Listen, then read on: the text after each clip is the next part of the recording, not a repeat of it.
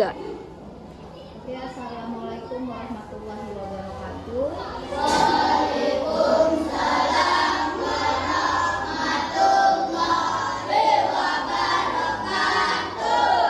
Karena kebetulan di kelas 4 tidak masuk, jadi di sini Bu Guru gabung ya, yang di sini kelas 4 dan di sana kelas 5. Untuk kelas 4 sekarang materinya itu bahasa Indonesia tentang gagasan pokok dan pendukung. Sekarang akan dijelaskan pengertian gagasan pokok itu atau ide pokok adalah inti atau pokok permasalahan dari suatu paragraf, biasanya menjadi fokus utama yang dibahas dalam paragraf tersebut. Jadi dalam satu paragraf itu mempunyai inti. Nah, biasanya kan tapi kalian itu disuruh sama gurunya coba cari ide pokoknya. Berarti yang mana inti dari setiap paragraf, itulah yang dinamakan ide pokok.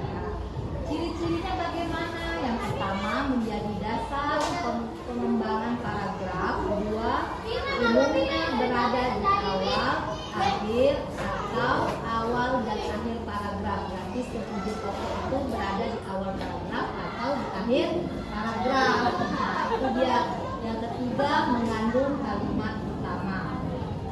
Sekarang gagasan pendukung. Apa itu gagasan pendukung? Gagasan pendukung adalah kalimat-kalimat yang menjelaskan atau memperkuat gagasan pokok yang berfungsi memberi rincian data, contoh atau alasan. Nah, di mana ada ide pokok adalah inti, sedangkan gagasan pokok itu contohnya.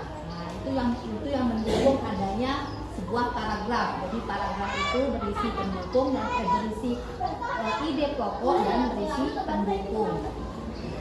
Sekarang Bu Guru kasih contoh teks untuk gagasan ya, identifikasi gagasan pendukung. Ada sebuah teks, di Indonesia memiliki kebudayaan yang sangat beragam. Setiap daerah memiliki tradisi, bahasa, dan pakaian adat yang berbeda-beda. Misalnya, Minangkabau terkenal dengan rumah gadangnya, sementara Surabaya memiliki tarian tradisional yang unik.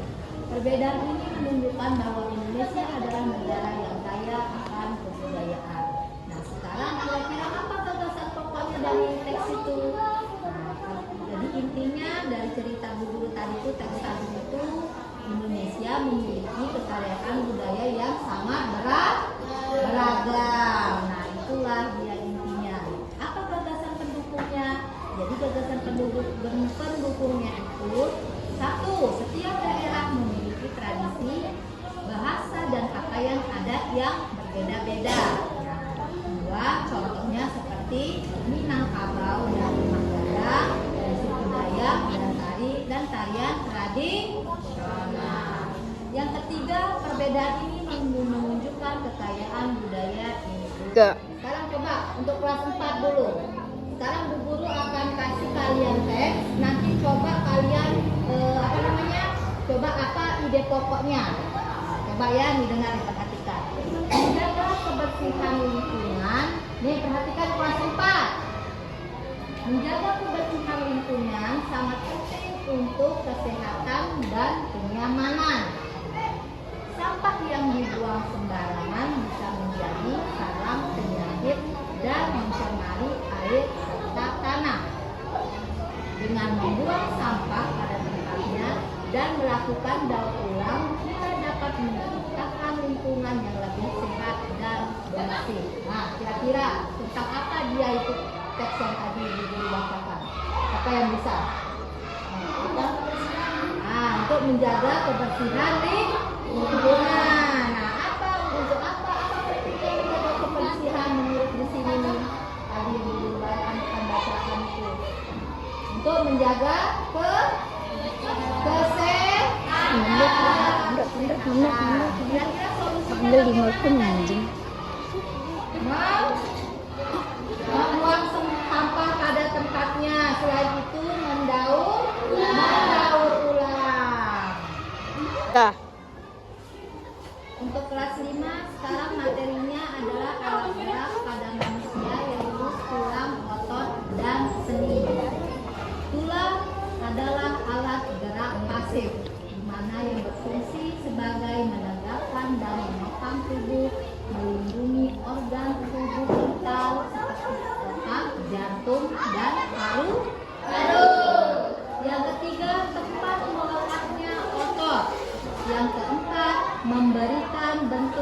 pada tubuh. Yang kelima, tempat pembentukan sel darah merah dan sumsum tulang. Yang kedua, otot. Otot merupakan alat gerak aktif. Apa fungsi otot? Satu, menghasilkan gerakan melalui kontraksi dan relaksasi. Dua, menarik tulang pada sendi untuk menghasilkan pergerakan tubuh. Tiga, membantu menjaga tubuh dan keseimbangan. Yang ketiga, sendi. Apa fungsi sendi? Yang pertama, menghubungkan antar tulang. Yang kedua, menghubungkan pergerakan antar tulang. Dan ketiga, menyerap goncangan dan mengurangi gesekan antar tulang. Itulah 3 alat gerak pada manusia. Jika tidak ada salah satu yang bisa bergerak di tubuh kita, ya harus ada tulang, otot, dan sendi. Sekarang itu pada manusia, perhatikan. Itu pada manusia, sekarang pada hewan. Hewan memiliki 3 alat gerak juga ya. Pertama, kaki, sirip, dan sayap. Kaki fungsinya digunakan untuk berjalan, berlari, dan berpindah tempat. Yang kedua, menopang berat tubuh dan menjaga keseimbangan. Yang kedua, sirip. Apa itu fungsi sirip? Digunakan oleh hewan air, misalnya ikan, untuk berenang. Itulah fungsi sirip. Yang kedua, membantu hewan bergerak di dalam air dengan efisien. Nah, kalau sirip ini yang fungsi untuk yang di laut-laut, ya kita pasti. Yang ketiga, sayap. Nah, sayap fungsinya digunakan oleh hewan terbang, misalnya burung, pelak, dan kelelawar. Terbang. Yang kedua, membantu hewan bergerak di udara dan mencari makanan atau tempat tinggal. Ini kaki untuk manusia, sirip untuk untuk hewan air, dan sayap untuk hewan terbang. Itu adalah penjelasan tentang materi kalian masing-masing. Tentang ide pokok dan gagasan pendukung. Untuk IPA yaitu gerak, ya, alat gerak pada manusia dan hewan. Nah, sekarang nanti Bu Guru akan kasih kalian tugas dan dikerjakan di rumah. Dan besok pertemuan selanjutnya kalian harus mengumpulkan, ya, dan presentasi di depan. 1 orang berkelompok untuk kelas 4 mencari teks dan menuliskan apa gagasan pokoknya, apa pendukungnya, apa intinya. Nah, itu ya tugas kalian. Sedangkan untuk kelas 5 membuat gambar kerangka untuk alat gerak. Jadi yang mana dia kalau cari di Google, ya, bisa itu buat mading. Tahu mading kan? Nah, begitu. Nah, di mana ada dia mana alat gerak untuk manusia dan untuk hewan. Kalian buat di sana. 1 kelompok 3 orang. Nah, sudah paham? Ada yang bertanya? Paham apa enggak? Paham apa enggak, Santi? Oke, terima kasih untuk hari ini. Semoga apa yang Bu Guru sampaikan kepada kalian bisa kalian pahami dan tidak didengar saja, tapi dipelajari.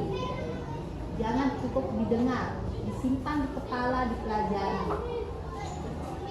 Oke, sekian, terima kasih. Lebih kurangnya Bu Guru minta maaf. Wassalamualaikum warahmatullahi wabarakatuh.